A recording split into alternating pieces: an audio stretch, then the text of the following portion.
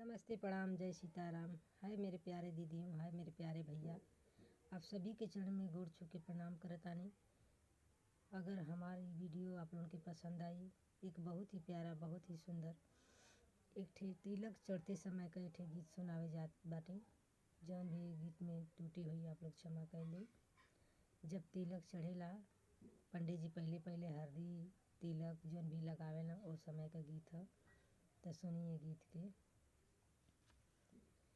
शुभ करिए पंडित शुभ करी, शुभावा सगुन करी हो। शुभ करिए पंडित शुभ करी, शुभावा सगुन करी हो।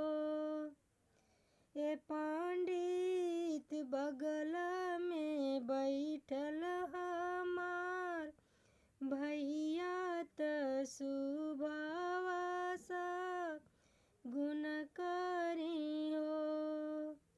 शुभ करिए पंडित शुभ करी, शुभावा सगुन करी हो।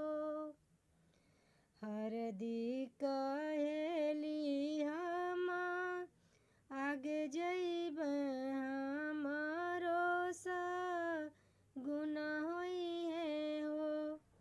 हरदी कहेली हम आगे जइब हमारो सगुन होई है हो।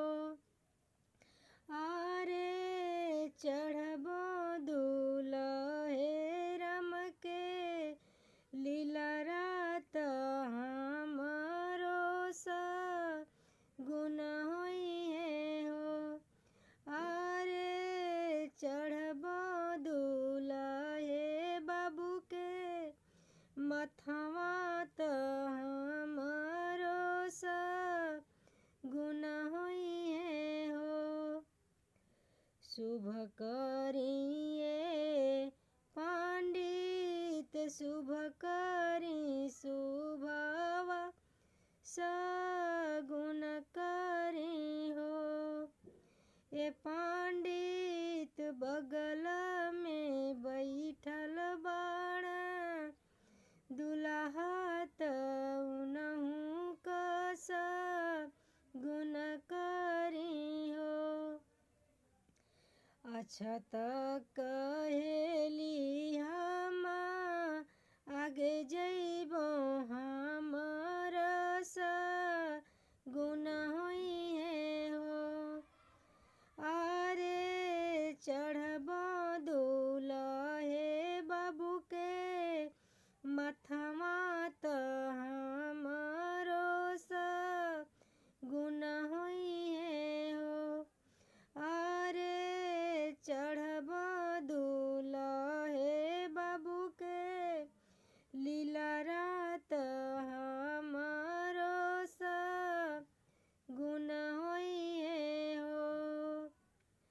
शुभ करिए पंडित शुभ करी, शुभावा सगुन करी हो। ए पंडित बगल में बैठल बाड़े, बाबू त उनहु का सगुन करी हो। दहिया कहेली हम आगे जइब हमारो सगुन होई है हो। दहिया कहेली हम आगे जइब हमारो सगुन होई है हो। आरे चढ़बो दुलहे बाबू के मथवा त हमारो सगुन होई है हो। आरे चढ़बो मथवा त हमरो सगुन होइए शुभ करिए पंडित शुभ करी शुभवा सगुन करी हो।